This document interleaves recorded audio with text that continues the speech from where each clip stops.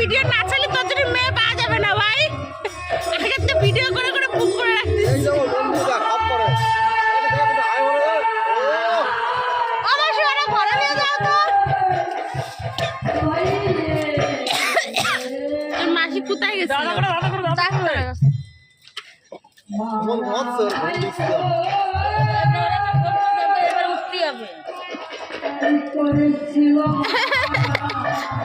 আমার ফোন ডেকে গেছে রিম্পা।